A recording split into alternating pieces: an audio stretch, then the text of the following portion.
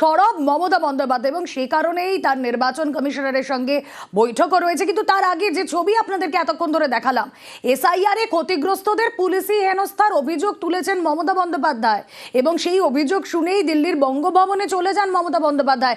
একের পর এক তোপ দাগেন। কিন্তু এই পরিস্থিতি কেন তৈরি হলো, সকাল থেকে কি ছিল, জানাবেন আরো ইন ডিটেল প্রতিনিধি মৈত্রী ভট্টাচার্য রয়েছেন সঙ্গে। মৈত্রী। রুবেলা, দেখো, সকাল থেকেই আজকে দেখা যায় যে দুই বঙ্গভবন, দিল্লিতে যে দুটি বঙ্গভবন রয়েছে, যার একটি নাম এখন বাংলা ভবন করা হয়েছে চাণক্যপুরী এবং হেলি রোডে, সেই দুটি বঙ্গভবনের বাইরে প্রচুর সংখ্যক দিল্লি পুলিশের টিম এবং তার সঙ্গে সঙ্গে সিআইএসএফ মোতায়েন হচ্ছে। এবং তা শুধু তাই নয়, তার সঙ্গে ব্যারিকেডিং করা হচ্ছে, রীতিমতো বাসে করে তাদেরকে নিয়ে এসে সেখানে রাখা হচ্ছে। এই হেভি ডিপ্লয়মেন্ট এবং তার সঙ্গে সঙ্গে যে অভিযোগ আসতে শুরু করে যে বঙ্গভবনের ভেতরে যেখানে মৃত এবং মৃত পরিজনেরা বা যাদেরকে মৃত ভোটার হিসেবে চিহ্নিত করা হয়েছে সেই সমস্ত ভোটাররা রয়েছেন, তাদেরকে গিয়ে জিজ্ঞাসাবাদ করা হচ্ছে।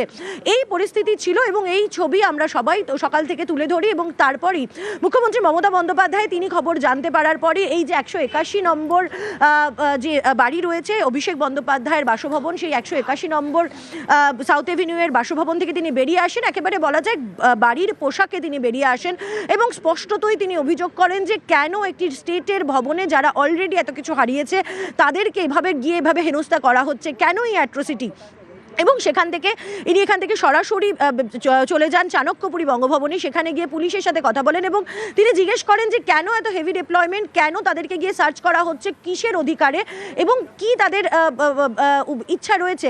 মাত্র কয়েকজন লোক এসছে, তাদেরকে ভয় দেখানো হচ্ছে এবং তাদের কাছে আর হারানোর কিছু নেই সেই এবং তার সঙ্গে সঙ্গে গিয়ে তিনি সাধারণ যারা মানুষরা এসেছেন দূর দূরান্ত থেকে তাদেরকে আশ্বস্ত করে দিয়ে এসেছেন যে তিনি আছেন, অভিষেক বন্দ্যোপাধ্যায় আছেন, তার সঙ্গে অভিষেক বন্দ্যোপাধ্যায় সঙ্গে ছিলেন, তাদের যাতে কোনো রকম কোনো অসুবিধা না হয়, তাদের সঙ্গে মুখ্যমন্ত্রী মমতা বন্দ্যোপাধ্যায় এবং অভিষেক বন্দ্যোপাধ্যায় আছেন সেই বিষয়ে আশ্বস্ত করে দিয়ে তারা চলে যান হেলি রোড বঙ্গভবনে। সেখানে গিয়েও কিন্তু একই ছবি, সেই হেভি ডিপ্লয়মেন্টের ছবি এবং তাতেই কিন্তু কয়েক দফা সুর চড়িয়েছেন মমতা বন্দ্যোপাধ্যায়। তার বক্তব্য খুব স্পষ্ট, যেখানে একটি শিডিউল মিটিংয়ে যোগ দিতে তিনি এসেছেন এবং কিছু মানুষকে প্রত্যন্ত জায়গা থেকে নিয়ে এসেছেন যারা আসলে ভুক্তভোগী, যাদের পরিজনকে তারা এসআইআর এর জন্য হারিয়েছেন অথবা যাদের নাম মৃত বলে ভোটার লিস্টে তুলে দেওয়া হয়েছে, সেই মানুষদের নিয়ে যাওয়ার জন্য একটি শিডিউলড বৈঠক, সেখানে যাওয়ার জন্য যদি তিনি এসেছেন এবং একটা প্রতীকী কিছু মানুষকে নিয়ে যেতে এসেছেন, তাহলে তাদেরকে আটকানো কেন, কিসের এত ভয় দিল্লি পুলিশের। এবং এখানে তার স্পষ্ট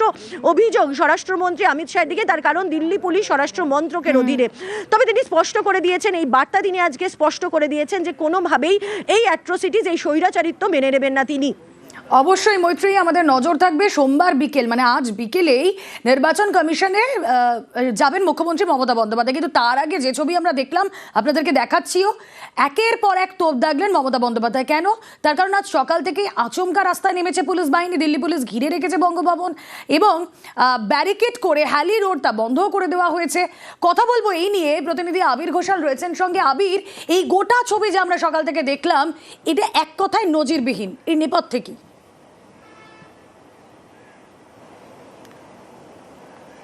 প্রথমত মমতা বন্দ্যোপাধ্যায় একটি কথা আজকে বলেছেন, লড়াই করে পেয়েছি যা, লড়াই করে রাখবো তা। এই লড়াইয়ের প্রসঙ্গের কথা তিনি উল্লেখিত করেছেন, তার কারণ তারা ভালোভাবেই জানতেন যে কি ধরনের পরিস্থিতির শিকার তাদেরকে হতে হবে এবং সেই ধরনের প্রস্তুতি নিয়েই তারা দিল্লিতে গিয়েছেন। যে ছবি আজকে দুটো জায়গাতেই দেখতে পেলাম, বঙ্গভবন চাণক্যপুরী এবং বঙ্গভবন হেলি রোড, দুটো জায়গাতে পুলিশের যে ভূমিকা, সেই ভূমিকা নিয়ে আগেও, দিল্লি পুলিশের ভূমিকা নিয়ে আগেও তৃণমূল কংগ্রেস সরব হয়েছিল, যখন একই রকম ভাবে কেন্দ্রীয় বঞ্চনা ইস্যুতে তৃণমূল কংগ্রেসের তরফ থেকে ভুক্তভোগী যারা পরিবাররা রয়েছেন তাদের সদস্যদের সঙ্গে নিয়ে গিয়ে দিল্লিতে তারা আন্দোলন করেছিলেন এবং যেখানে সাংসদ, বিধায়ক, মন্ত্রী যারা পুলিশের হাতে যারা গ্রেপ্তারও হয়েছিলেন এবং তাদেরকে টেনে হিজড়ে কার্যত থানাতেও নিয়ে যাওয়া হয়।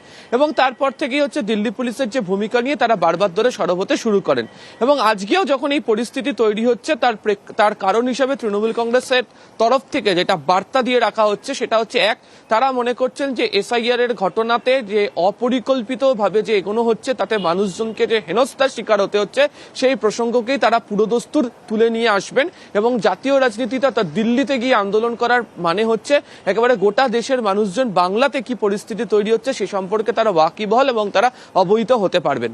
দ্বিতীয়ত, এই নির্বাচনের ক্ষেত্রে আমরা গত কয়েক মাস ধরে আলোচনা করেছি তো যে এই ইস্যু নিয়ে প্রচার হবে, অমুক ইস্যু নিয়ে প্রচার হবে, কিন্তু এই মুহূর্তে দাঁড়িয়ে এসআইআর এর মতো ঘটনাকে কেন্দ্র করে যেভাবে মানুষজনের প্রত্যেক দিনের সমস্যা বৃদ্ধি পাচ্ছে সেটা অন্যতম প্রচারের ইস্যু হয়ে দাঁড়িয়েছে। ফলে এই রাজ্যের একটা বৃহত্তর অংশের মানুষের কাছে দিল্লির এই আন্দোলনের বার্তা মমতা বন্দ্যোপাধ্যায় তিনি দিয়ে রাখতে পারলেন। আর তৃতীয়ত, আজকে তিনি বুঝিয়ে দিয়েছেন যে কেন তিনি বিরোধী নেত্রী হিসাবে, কেন বিজেপি বিরোধিতার প্রধান মুখ হিসাবে তাকে ভাবা হয়।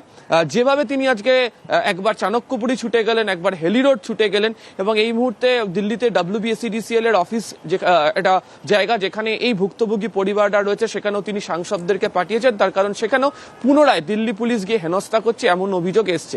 ফলে সব মিলিয়ে তারা বুঝিয়ে দেওয়ার চেষ্টা করেছেন যে লড়াই ছেড়ে দেওয়ার কোনো জায়গাতে নেই। তারা যে আন্দোলন দিল্লিতে করেছেন, আমার যা মনে হয় আজকে বিকেল 4টে থেকে যে বৈঠক হবে, সেই বৈঠক থেকে বেরিয়ে আসার পর একটা বড়সড় রাজনৈতিক কর্মসূচি তারা ঘোষণা করতে চলেছেন। ফলে তারই একটা আগাম আঁচ দিয়ে রাখলেন। একই সঙ্গে তিনি কেন্দ্রের বিজেপি সরকারকেও কার্যত চড়া সুরে রাজনৈতিক আক্রমণ করে দিয়ে গেলেন যে তাদেরকে আটকানোর চেষ্টা করা হলে তারা কোন ধরনের আন্দোলনের পথে যেতে পারেন। বেশ, ধন্যবাদ আবির। শিডিউলড মিটিং আজ নির্বাচন কমিশনে যাবেন মমতা বন্দ্যোপাধ্যায়, বিকেলে আমাদের সকলের নজর সেদিকেই রয়েছে। তার আগে আজ সকাল থেকে এই যে ঘটনাক্রম, তার কি এফেক্ট, এবং নির্বাচন কমিশনের অফিস ভিজিট করার পর মমতা বন্দ্যোপাধ্যায় কি ঘোষণা করেন, প্রতি মুহূর্তের আপডেট আপনাদের দিতে থাকবো। এই ছবিগুলোর দিকেই নজর থাকবে। আপাতত একটা ছোট্ট ব্রেক।